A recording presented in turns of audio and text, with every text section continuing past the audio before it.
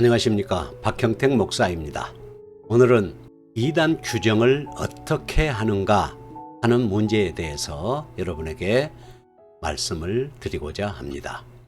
이단은 개인이나 어떤 사적인 기관에서 규정하는 것이 아니라 공적 기관, 다시 말하면 한국 교회에서 인정하는 건전한 교단 총회에서 헌의가 되어서 공식적인 과정을 거쳐서 연구를 하고 연구 결과를 총회에 보고하여 총회에서 공식적인 결의를 하게 되는데, 이것을 공적으로 이단으로 규정하고 발표하게 되는 것입니다. 그런데 이러한 정상적인 과정을 거치지 않고 연구도 하지 않고 조사도 하지 않고 일방적으로 조작하고 매도해서 이단으로 규정하는 일들이 종종 일어나고 있고, 이단 규정을 정치적으로 이용하는 사례가 늘어가고 있습니다. 정상적인 과정을 거쳐서 정확한 연구조사 과정을 거쳐서 교단 총회에서 결의된 것들은 유효할 것입니다. 그러나 비정상적인 과정을 거쳐서 잘못된 정치적인 목적으로 규정된 경우는 정상적인 사람을 매장시키고 죽이기 위해서 이단으로 조작하는 것이기 때문에 진정으로 유효하다고 볼 수 없을 것입니다. 또 정치적으로 이단 해제를 하는 곳도 있습니다. 이단 규정은 사람을 매도하기 위해서, 매장시키기 위해서 정치적으로 하는 것이 아닙니다. 따라서 이단 규정이나 이단 해제는 공적 기관을 통해서 정상적인 연구 조사를 통해서 진행되어야 마땅합니다. 오늘부터 몇 번에 걸쳐서 이단을 어떻게 규정하는가 하는 것에 대해서 말씀을 드리고자 하는 것입니다.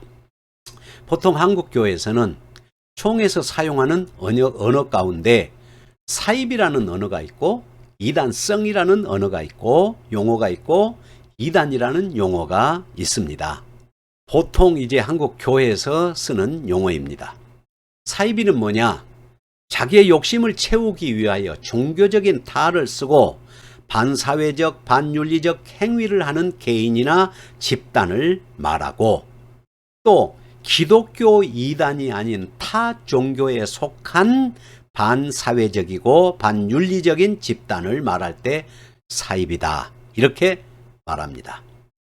그 다음에 이단성이라는 것은 이단과 거의 동일하지만 정도의 차이를 나타낼 때 쓰는 용어로서 이단이라고 규정하기는 어렵지만 이단적인 사상이 있어 위험하다고 판단될 때 경계하기 위해서 이단성이 있다, 이단적 사상이 있다, 이렇게 규정을 하는 것입니다.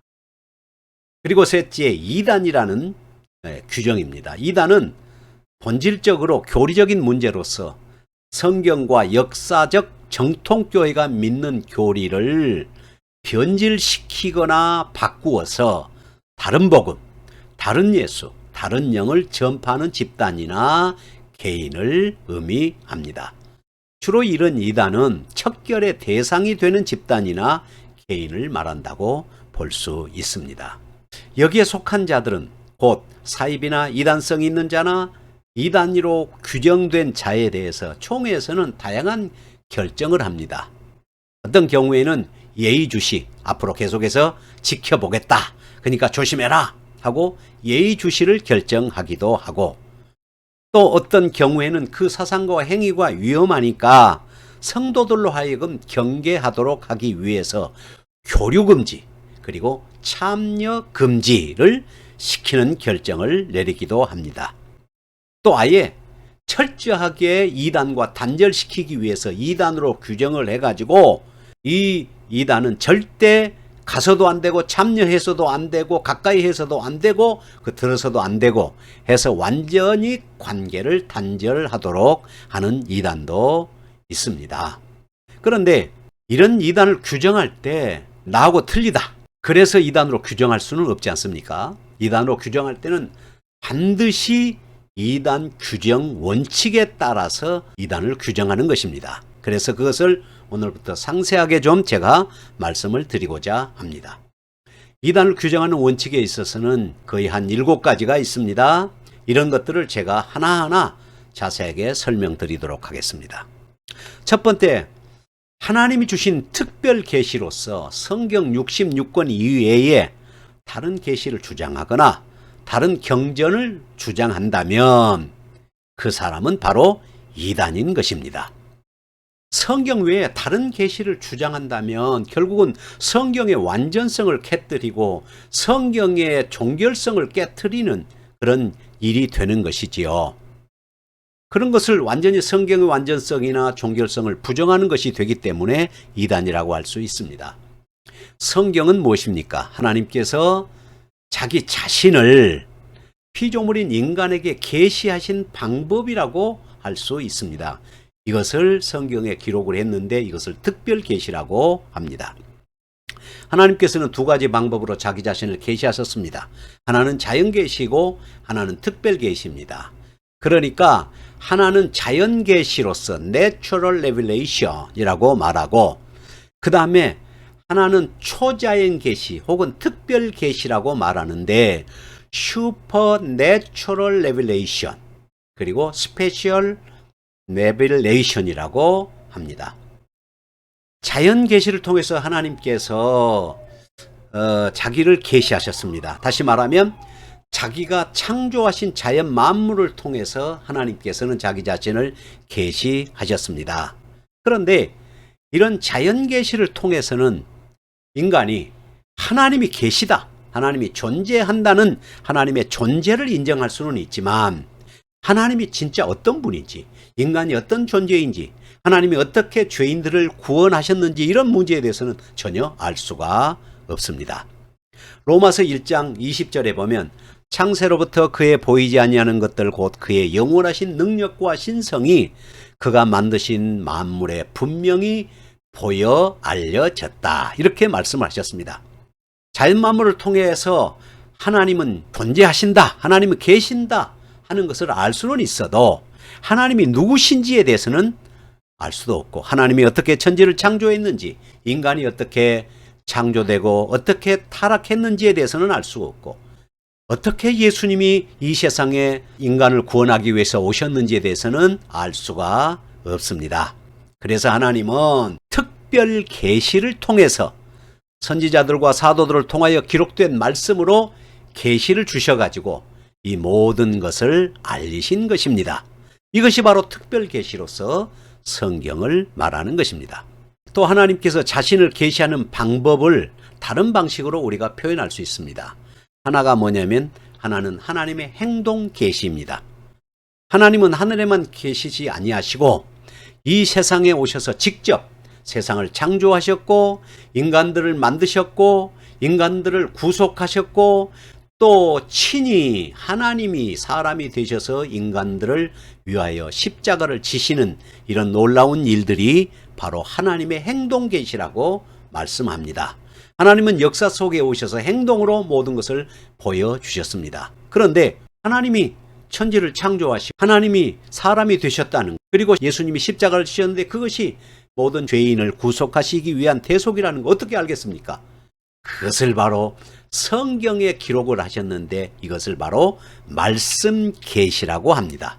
하나님의 행동 계시를 Act Revelation, 하나님의 말씀 계시 Word Revelation을 통해서 하나님께서는 하나님이 어떻게 행하셨고 역사하셨던가를 잘 기록해서 말씀을 보여주셨습니다.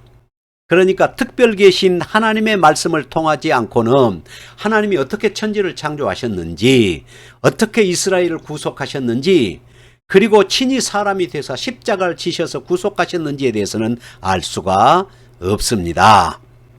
따라서 하나님은 이런 말씀 계시를 통해서 선지자들과 사도들을 통하여 말씀을 기록하게 하심으로 하나님의 창조하심과 그리고 구속하심과 이런 모든 것을 다 알게 하신 것입니다. 이것이 바로 성경인 특별 계시요 말씀 계시인 것입니다.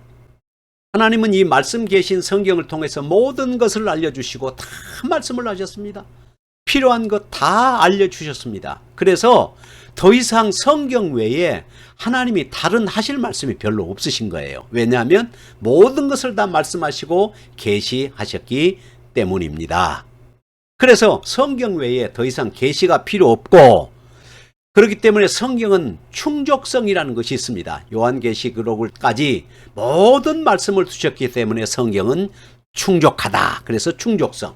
그리고 성경은 사람의 작품이 아니고 완전하기 때문에 완전성이 있고, 그 다음에 성경은 요한계시록을 마지막으로 해서 다 성경을 닫으셨습니다. 그래서 성경은 종결성을 가지고 있습니다. 그런데 성경 외에 다른 계시가 있다, 다른 경전이 있다, 이렇게 주장하는 것은 바로 이단이 되는 것입니다.